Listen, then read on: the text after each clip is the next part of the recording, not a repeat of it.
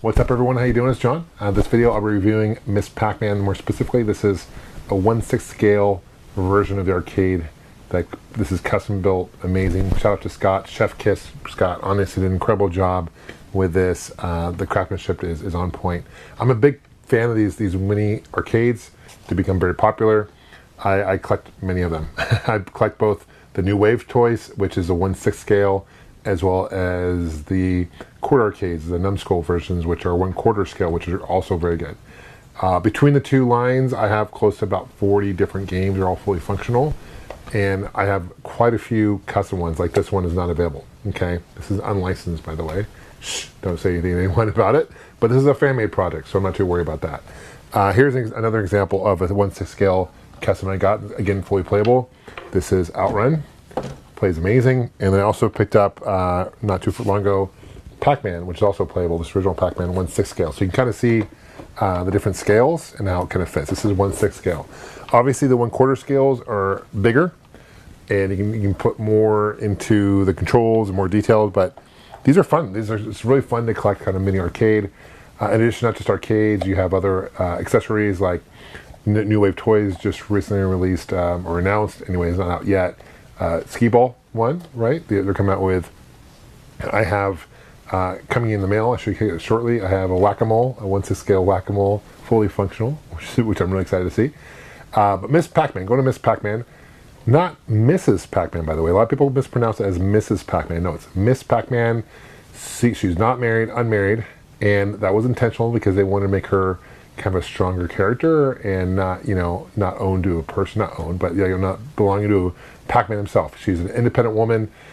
Miss Pac-Man actually is one of the first female protagonists in the video games. Huge. I mean, this is a big step in the 80s, and it did very well. So, brief history about Miss Pac-Man, not created by Namco. Okay, and two MIT guys in the early 80s took Pac-Man, which is out in the arcades, and they did modding to it, and they created a game called Crazy Auto. And what they did is they created 4 new maze screens. They had the items, the special items were around the screen, unlike Pac-Man, which was right in the middle. And they made the ghost AI a little bit better, so it wasn't just a plain, like they go the same place no matter what. It's not a game of memorization, it's more so a game of skill.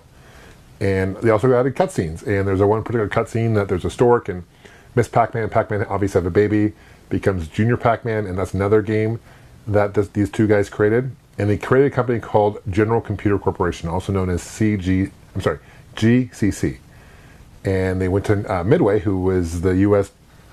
Distribution rights. They had the rights to North America, to manufacture and produce it in North America, Midway. And then Midway went to Namco in the 80s to Japan, and they decided to distribute Miss Pac-Man. And they licensed Miss Pac-Man from GCC. So this is where it gets really confusing, because the two guys who created it had royalty rights, so they basically, for every coin-op version of the game, they got a percentage of each sale, which ended up being pretty significant. But it was only, at the time, it was only written as coin-op. So there was obviously ports of Miss Pac-Man for the Genesis, Atari Lynx, for example, and other home ports. And GCC did not make royalty rights on those, only the coin-operated version. So this is where it gets kind of weird, is you fast forward to the early 2000s, and basically Namco at the time decided to do a 20th anniversary of Pac-Man. So this is like circa 2002, right? This is the 20th anniversary of Miss Pac-Man at the time. And if you guys recall, they did a Galaga and Miss Pac-Man, like 2-in-1 anniversary cabinet, arcade cabinet. And two guys at GCC saw this, and they're like, where's our royalty check? And everyone at Namco 20 years previously had left the company. These are new people at Namco. They were unaware of the deal. So there was some litigation back and forth. And again, what they came to find out is that, yes, Namco owed GCC the royalty rights, even though Pac-Man trademark and the character himself is owned by Namco, was created by Namco. These guys are claiming the right to Miss Pac-Man, which is kind of odd, right? Kind of interesting. And then at the time, the judge at the time actually interpreted it as actually being not just the coin-operated version of the game of Miss Pac-Man, but every version of the game. And so it kind of opened a can of worms. And do you guys know At Games, if you guys recognize that name? They do the Atari flashbacks. They do those handheld, those blasts that are not very good. They're kind of known for a really good license, but not very good quality products, to be honest. They were working with Namco at the time, and they were going to get Miss Pac-Man. They sent at the time a lot of content creators on YouTube this blast that included ROM quality arcade ports of the games. And come to find out, when they actually shipped these blasts, they were actually like NES ports of the game, and they kind of did a whole switcheroo on people, and people were really upset on that. Namco was super upset. Long story short, what happened was Namco, or At Games at the time, went behind Namco's back, contacted GCC, who still had the royalty rights of Miss Pac-Man, and basically bought it for about, I think it was like $10 million. They paid these guys $10 million and said, we'll buy the royalty rights of Miss Pac-Man. So behind Namco's back. So Namco finds out about this. They're super pissed. They sue At Games. And this is like happening back in 2019, so not too long ago, right? 2020, 2019. I think COVID delayed the litigation a little bit. What ended up happening is that now, currently, At Games owns the trademark of Miss Pac-Man. Not only the game, but the character herself, right? So now what you're seeing is, the reason this is important to understand, because Namco now is releasing games and collections for Pac-Man and not including Miss Pac-Man. In fact, the game Pac-Land, which does include Miss Pac-Man in the game itself, they're changing to another character. They got rid of the bow. They put like a little bonnet hat on her. They're calling it Pac-Mom. So they're trying to avoid paying the royalties of Miss Pac-Man. So it's kind of unfortunate at the end of the day that Bandai Namco no longer own Miss Pac-Man, 100%. They have to pay royalties to it. Doesn't mean that Miss Pac-Man's not around, right? There's the My Arcade, which goes back to this thing right here. This is actually using a My Arcade. So My Arcades are those mini arcades that you see, maybe in like Walmart or Amazon or Target, etc.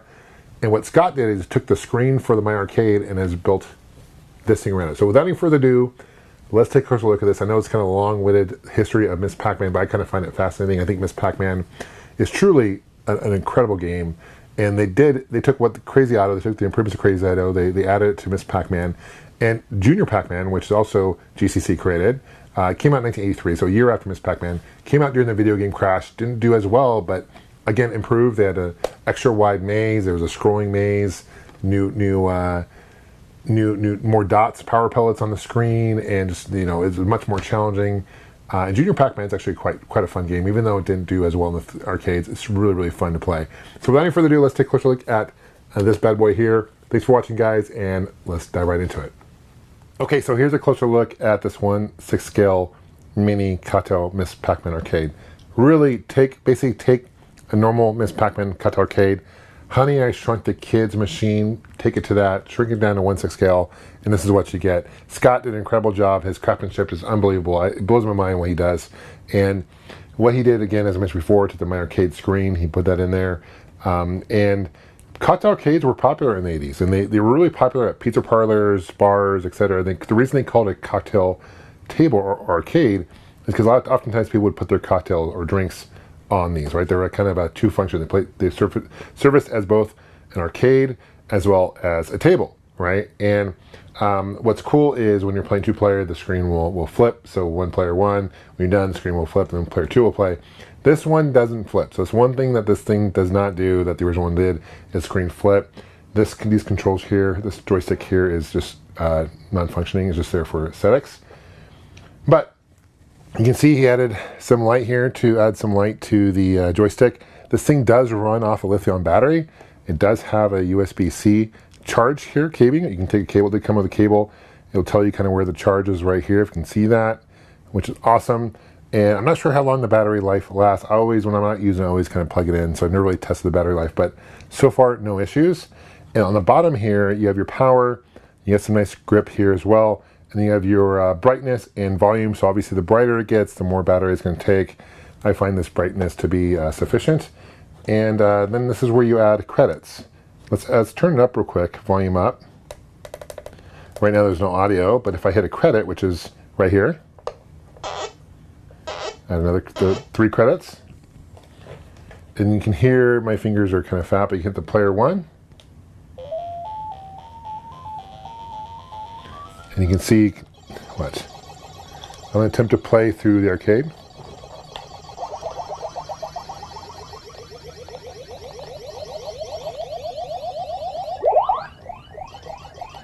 The purpose of Miss Pac-Man is to collect all the dots and clear the screen by avoiding these ghosts. Ah. Let's try again. It's kind of hard to play through the screen here. To get points for every ghost you get, the more ghosts you get on one power pellet, you get more points. Now later levels, the ghosts do go faster. So I got 200 points, 400, 800, so it doubles every time. So I think you can max out at 1600 points. And then later levels, the power pellet doesn't last nearly as long. Let me see if I can get this last guy. 1600, nice. I got one power pellet left.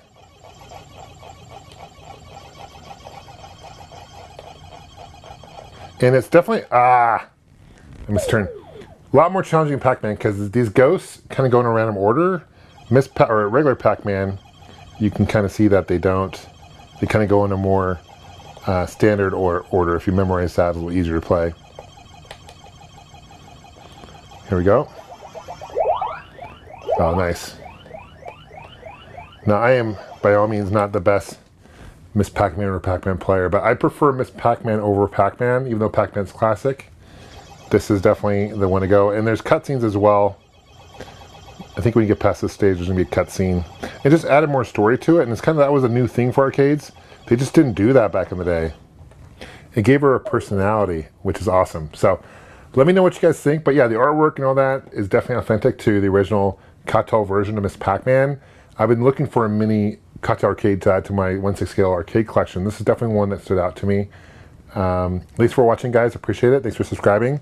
Let me know what some of your favorite arcade games are. Please leave a comment below. We'll see you guys soon. Take care, and of course, game on.